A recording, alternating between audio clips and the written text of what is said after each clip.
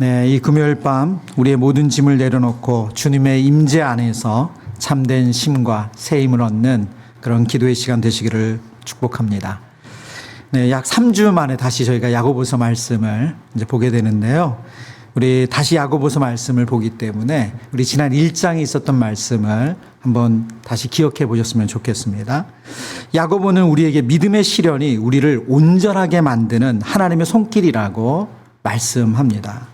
또한 우리를 넘어뜨리는 그 유혹의 근원은 외부적인 것이 아니라 우리 안에 욕심이라고 알려주고 있죠.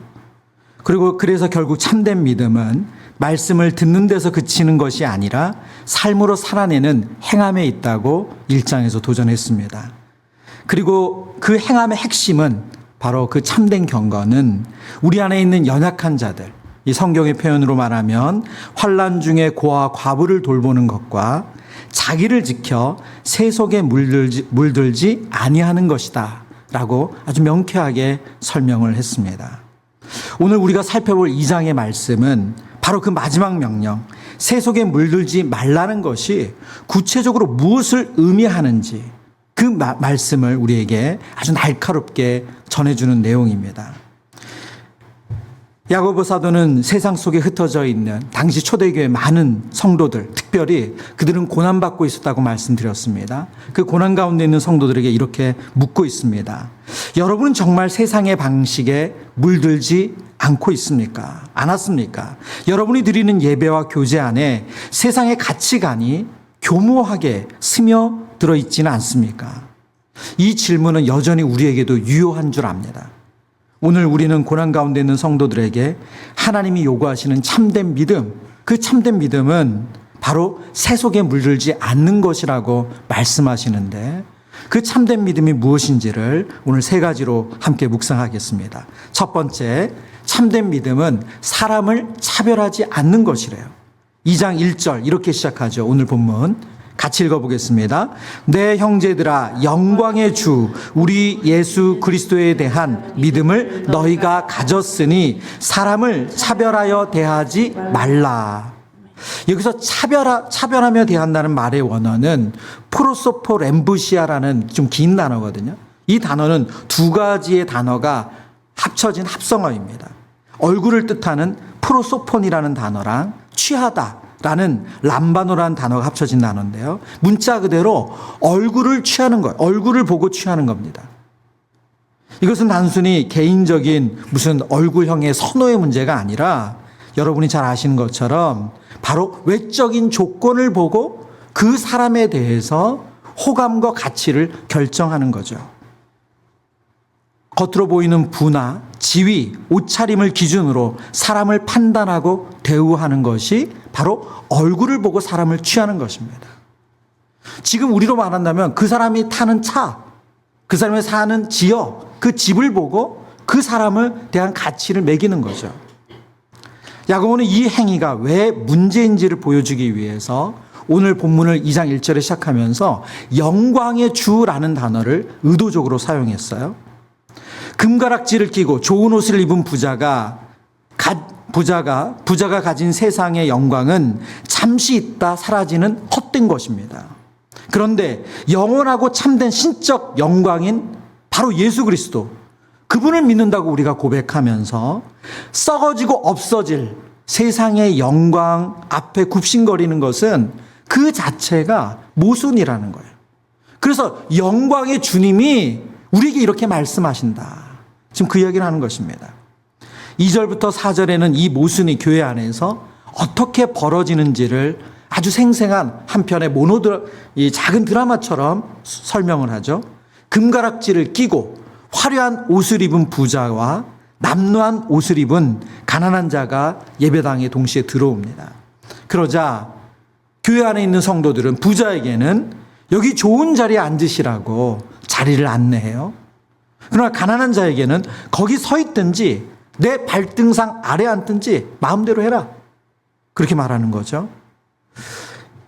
야고보서 1장을 설명하면서 당시 초대교회 안에 있었던 하나의 이런 제도를 설명한 적이 있습니다. 바로 로마 사회를 지배했던 후견인 제도입니다.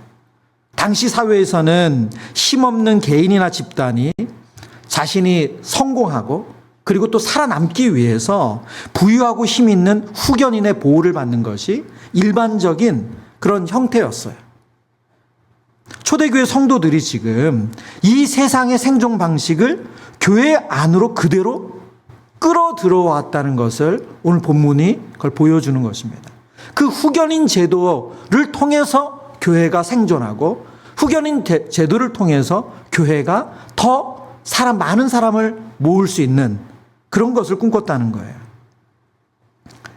그들이 부자에게 베푼 것은 단순한 친절이 아니라는 것입니다. 우리 교회의 후견인이 되어달라고 세상의 핍박으로부터 우리를 지켜줄 든든한 지붕이 되어달라고 그들에게 요청하는 거죠. 지금으로 말하면 우리 시대에 말하면 어떤 시의원이나 국회의원이나 이런 권력을 가진 분이 그런 명망 있는 분이 그런 권세가 있는 분이 우리 교회에 출석하면 우리 교회가 하는 일들에 있어서 우리가 도움을 받을 수 있어. 이런 생각을 하는 거랑 비슷한 거예요. 야고보는 이 행위의 본질을 4절에서 이렇게 설명합니다. 2장 4절인데요.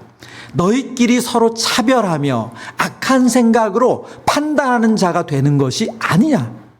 지금 이런 부자와 가난한 자를 통해서 얼굴을 보고 사람을 취하는 행위, 외모를 보고 사람을 취하는 행위가 오늘 성경 뭐라고 말합니까? 바로 악한 생각에서 비롯된 것이래요. 이것은 하나님 나라의 가치관이 아니고 세상의 가치관을 따르는 악한 생각에서 시작된 것이래요. 이처럼 사람을 차별하는 것은 단순히 비윤리적인 행동을 넘어서 복음을 배반하는 것이라는 거예요. 복음을 거스르는 것이래요. 첫 번째로 이러한 차별은 영적 기억 상실증입니다. 왜 그렇습니까? 성경은 일관되게 하나님은 사람을 외모로 취하지 않으신다 말씀해 주셨어요. 우리가 가장 잘 알고 있는 말씀 중에 에베소서 6장 9절의 말씀인데요. 에베소 6장 9절. 상전들아 너희가 그들에게 이와 같이 하고 위협을 그치라. 이는 그들과 너희 상전이 하늘에 계시고 그 다음 강조한 표현 같이 읽겠습니다. 그에게는 사람을 외모로 취하는 일이 없는 줄 너희가 알미라. 하나님은 사람을 외모로 취하는 분이 아니시라는 거예요. 그것을 너희가 익히 잘 알고 있다 말씀하고 있습니다. 우리가 사람을 외모로 차별할 때 우리는 하나님의 성품을 잊어버리는 것입니다. 세상의 가치관을 따라 우리 마음대로 하나님 이런 분이야 라는 우상을 만들어서 섬기는 것과 같은 거라는 거예요. 두 번째로 이러한 차별은 복음의 논리에 대한 정면 도전입니다. 복음은 하나님께서 세상의 강한 자가 아니라 오히려 가난하고 약하며 멸시받는 자들을 택해서 강한 자들을 부끄럽게 하는 이야기라고 말씀하셨어요. 오늘 야고보서 2장 5절에도 이렇게 설명합니다. 2장 5절. 내 사랑하는 형제들아 들을지어다. 하나님이 세상에서 가난한 자를 택하사 믿음에 부요하게 하시고 또 자기를 사랑하는 자들에게 약속하신 나라를 상속으로 받게 하지 아니하셨느냐. 교회 안에서 부자를 우대하는 것, 사람을 외모로 보고 취해서 우대하는 것은 하나님의 이 위대한 구원 전략을 정면으로 거스르는 것이라는 거예요. 세 번째로 차별은 영적인 자해 행위입니다. 오늘 보면 6절과 7절에서 지적하는 것처럼 현실에서는 바로 그 부하고 힘 있는 자들이 성도들을 억압하고 법정으로 끌고 가고 우리가 받은 아름다운 이름 예수의 이름을 모독하는 경우가 많았습니다. 그런데 바로 그들 앞에서 아첨을 하는 것은 역설적이게도 자신들을 억압하는 자들을 끌어안는 그런 모양이 되는 거죠. 이것이야말로 야고보서 1장에서 경고했던 두 마음을 품는 것이라고 지금 성경은 우리에게 알려주는 것입니다. 하나님과 세상을 겸하여 섬기려 하다 보니까 누가 진정한 보호자이고 누가 적인지 분별하지 못하는 것이죠. 말씀을 묵상하면서 왜 이렇게 사람을 외모로 취하게 되는, 야고보 사도는 그것에 대해서 이렇게 영적으로 강하게 질책하고 그리고 이렇게 강하게 그들에게 경계하는가. 우리 안에 가난한, 이렇게 차별의 뿌리는 가난한 자에 대한 미움보다 세상의 힘에 대한 두려움과 갈망이 더 깊이 자리 잡고 있습니다. 우리 야고보서 1장을 설교하면서 당시 초대교회 상황을 말씀드렸어요. 그들은 마이너 중에 마이너였어요. 교회가 생존한다는 것, 교회가 공동체를 유지한다는 것은 너무너무 쉽지 않았습니다. 그리고 우리 교회 안에 있는 성도들이 경제활동을, 특별히 황제 숭배 사상이 가득한 로마와 헬라 문화권이, 그 문화권 아래서 그들의 경제활동을 하면서 돈을 벌기 위해서 그들의 순수한 신앙을 지키고 돈을 벌려고 하면 정말 돈 벌기가 쉽지 않았어요. 그들의 삶에 안정감이 없는 거죠. 안전한 지붕, 그들의 안정감을 갖고 싶다는 그 두려움이 하나님을 향한 온전한 신뢰를 무너뜨리고 세상의 방식을 따르게 만든다는 거예요. 그렇기 때문에 사람을 외모로 취하고자 하는 이 차별을 이기는 것은 단순히 내가 더 착해지려는 것이 아니라 우리의 유일한 후견이고 영원한 지붕이신 하나님을 온전히 신뢰하는 것입니다. 이 말씀이 오늘 우리에게 어떻게 적용될 수 있을까요? 우리가 노골적으로 사람을 외모로 취하는 거, 사실 그런 일은 우리 안에 그렇게 흔히 일어나는 일은 아닌 것 같아요. 그러나 야고보의 경고는 우리의 행동 이전에 우리의 마음이 무엇에 감탄하고 무엇을 기준으로 사람을 대하는지 그 중심을 꿰뚫고 있습니다. 우리가 숨길 수 없는 우리 안에 그런 선망의 대상, 그런 동경하는 것이 있다는 거예요. 그것이 무엇을 향하고 있는가? 정말 하나님이 원하시는 그 대상을 향하고 있는가? 아니면 세상의 가치관을 향하고 있는가? 우리는 왜 사람을 차별하게 될까요? 왜 힘 있는 사람 앞에서 작아지고 연약한 사람은 무시하게 될까요? 그 뿌리에는 하나님만으로는 안전하지 않다는 깊은 불신이 있기 때문입니다. 그 불신이 직장에서는 인맥이라는 이름으로 작용됩니다. 교회에서는 영향력이라는 이름으로 작용되고요. 우리의 관계 속에서는 안정감이라는 이름으로 나타나서 우리의 시선을 사로잡습니다. 그러나 오늘 야고보 사도는 우리에게 성령의 감동이 되어서 이렇게 선포합니다. 우리의 진짜 후견인은 영원한 반석이신 바로 영광의 주님 한 분뿐이시다. 그분의 영광을 맛본 사람은 더 이상 세상에 썩어질 영광에 기웃거리지 않는다. 그렇기 때문에 사람을 얼굴로 보고 외모로 보고 취하는 그 길로 걸어가지 않는다. 우리 사랑하는 성도님들 안에 혹 우리 안에 그런 연약한 모습, 우리 안에 그런 악한 생각이 있다면 하나님 그것을 깨닫게 해주시는 그런 은혜의 밤이 되시기를 축원합니다. 두 번째, 참된 믿음은 사랑의 법에 순종하는 것이라고 성경은 말씀하시는데요. 야고보서 2장 8절에 이렇게 말씀하십니다. 내 이웃 사랑하기를 내 몸같이 하라 하신 최고의 법을 너희가 지키면 잘하는 것이거니와. 오늘 성경은 꼭 왕의 법처럼, 하나님이 주신 유일한 법처럼 최고 법이라고 말씀하시면서 지금 하나님의 법에 대해서 설명하고 있어요. 2장 9절에 이 법의 또 다른 이면을 소개합니다. 2장 9절입니다. 만일 너희가 사람을 차별하여 대하면 죄를 짓는 것이니 율법이 너희를 뭐로 만든다고요? 범법자로 정죄한대요. 사람을 차별하는 것은 그냥 단순한 사소한 예의 문제가 아니라는 거예요. 이것은 죄의 문제라는 거예요. 율법을 어기는 행위래요.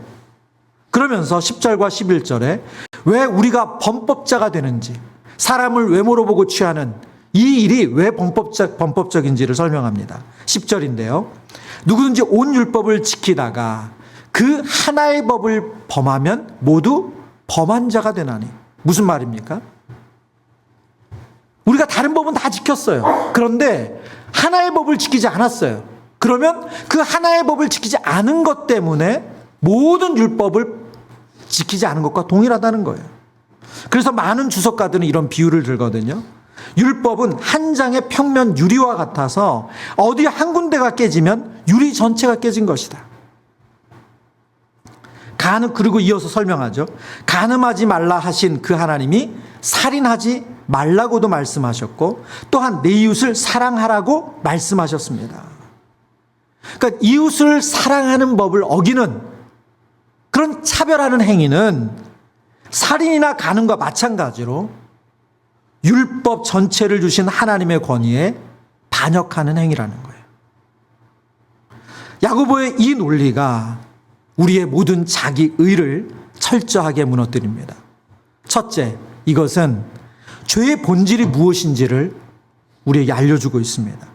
죄는 단순히 규칙을 어기는 행위가 아니라 율법을 주신 분의 거룩한 성품에 대한 반역이라는 거예요. 하나님의 성품은 온전히 하나이기에 그분의 성품을 거스리는 어떤 행위도 그분 전체에 대한 도전이 됩니다. 두 번째는 이것은 우리 마음속에 있는 죄의 서열을 파괴합니다. 우리는 살인이나 간음은 높은 죄, 큰 죄고 차별이나 뒷담화, 교만은 작은 죄라고 생각하는 경향이 있습니다. 그러나 야고보는 하나님의 관점에서는 그 모든 것은 바로 왕의 권위에 대한 반역이라는 거예요. 이 진리 앞에서 우리 모두 평등하지 않습니까? 우리가 신앙생활하면서 남을 판단하고 무시했던 것, 그것이 오늘 지금 주님 이렇게 말씀하시는 거죠. 세상 법정에서 우리가 다른 어떤 범죄로 인해서 기소당한 것과 다르지 않다는 거예요. 그래서 십자가 앞에서는 그 누구도 자신의 의를 자랑할 수가 없습니다. 종교개혁자 마르틴 루터가 이사야서 말씀을 가지고 이런 설명을 했어요. 하나님 앞에서 인간이 내세우는 모든 의는 더러운 옷과 같다. 우리의 도덕적 성취나 종교적 열심은 결코 하나님 앞에서 자신을 온전히 세울 수 없다는 거죠. 그렇기 때문에 교회 안에서 남을 판단하고 무시했던 사람이나 세상의 법정에서 살인죄를 저지른 사람이나 율법 앞에서 똑같이 하나님의 영광에 이르지 못하는 범법자일 뿐입니다. 혹 우리 안에도 그런 마음으로 우리가 누군가를 판단하고 정죄하는 모습이 있다면, 그리고 나의 이런 교만한 마음, 그리고 나의 이런 작은 이런 험담이나 이런 말들을 너무 가벼운 것으로 여기는 우리 안의 모습이 있다면 오늘 우리의 기도하는 이 시간에 성령께서 깨닫게 하시는 은혜가 있으시기를 축복합니다. 세 번째, 성경은 참된 믿음에 대해서 이렇게 말씀하세요. 우리 같이 읽어보겠습니다. 시작. 참된 믿음은 긍휼의 삶으로 증명됩니다. 이제 12절에 오면서 이 분위기를 좀 전환하거든요. 그러면서 율법 앞에서 모든 인간이 유죄임을 선포한 다음에 긍정적인 것으로 바꿔서 이렇게 설명합니다. 2장 12절에 너희는 자유의 율법대로 심판받을 자처럼 말도 하고 행하기도 하라. 앞서 율법이 우리를 범법자로 분명히 정죄한다고 야고보 사도가 말했어요. 근데 그 율법이 오늘 지금 12절에 와서는 자유의 율법이라고 설명합니다. 그러면 그냥 율법과 자유의 율법은 무슨 차이인가? 율법이 변한 것인가? 아니요. 율법은 똑같습니다. 변한 게 아니에요. 그러나 복음 안에서 율법을 대하는 우리의 신분과 마음이 완전히 변했다는 것을 이 본문은 말하고 있습니다. 예수님 믿기 전에 우리에게 율법은 넘을 수 없는 높은 담과 같았습니다. 그래서 누구도 하나님의 의에 이르지 못해서 하나님의 영광에 이를 수가 없어요. 예수님 믿기 전에 우리에게 율법은 감당이 안 되는 거죠. 우리는 그 담을 넘어야만 하나님께 갈 수 있다고 생각했지만 계속 미끄러지고 넘어지면서 절망할 뿐입니다.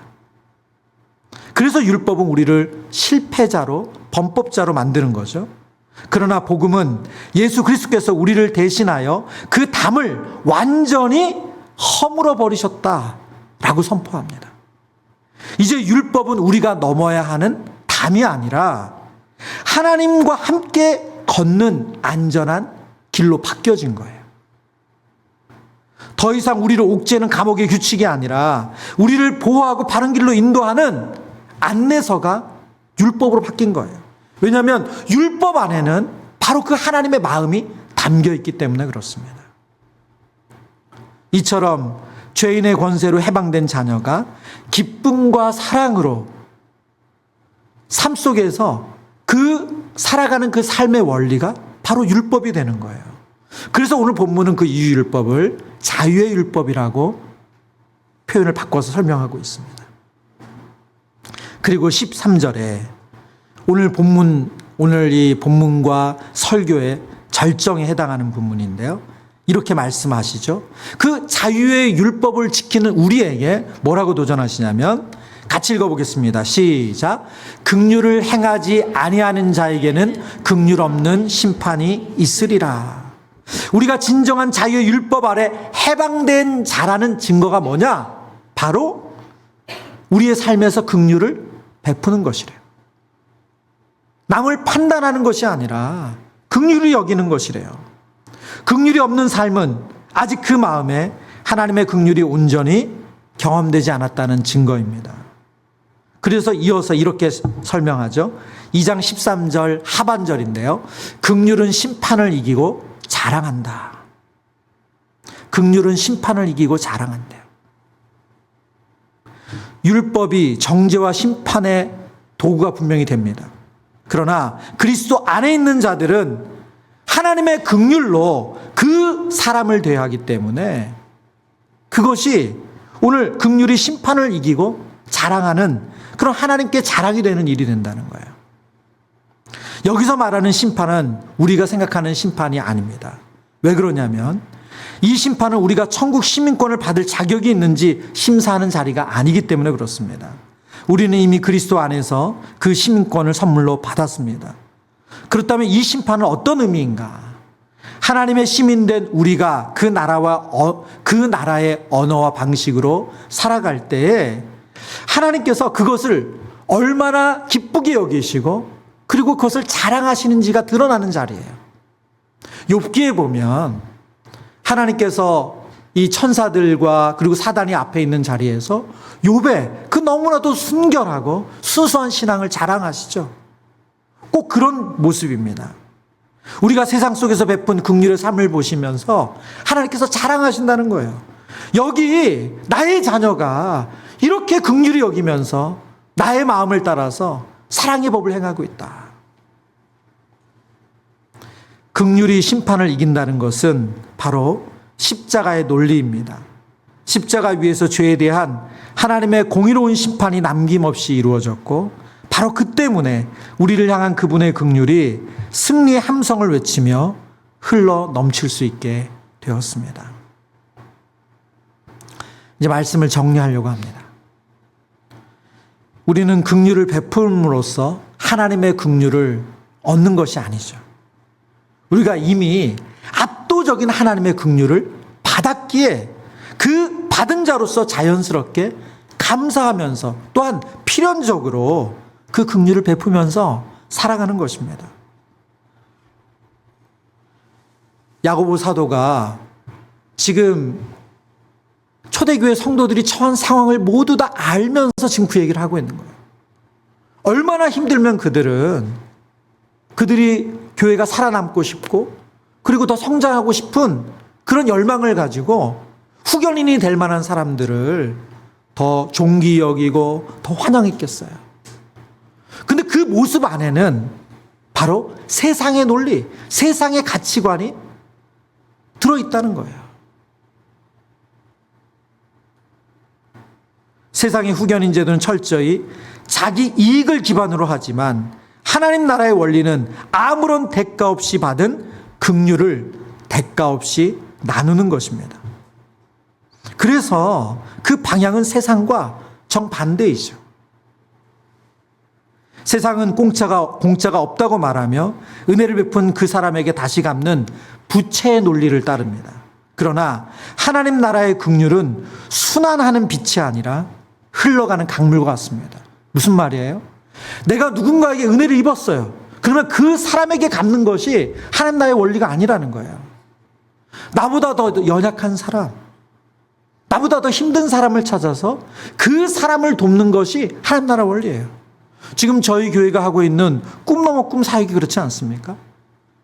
우리가 분당 우리 교회와 일만성도 파송 운동에 그 귀한 헌금의 은혜를 받았어요.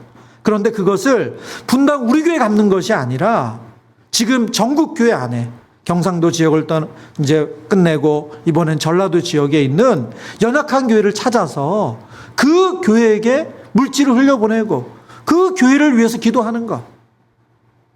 이게 긍휼의 원리 아닙니까? 보상의 원리가 아니라는 거예요. 나를 긍휼히 여기신 주님께 돌려드리는 것은 주님의 마음이 향하고 있는 또 다른 이웃, 나의 도움이 필요한 연약한 지체에게 흘려보내는 것입니다. 여러분, 교회 안에서 우리가 어려움을 당할 때 공동체 안에서 기도의 사랑도 받고 그리고 여러 가지 사랑과 수고의 섬김을 받습니다. 그럴 때 만약 여러분이 내가 저 집사님 입원했을 때 병문안 했었는데 저분은 안 찾아오네, 이런 마음이라면 그건 어떤 원리예요? 바로 이 세상에 놀린 거예요. 우리 애 입시할 때는 이렇게 해줬는데 왜 저 집은 안 하지?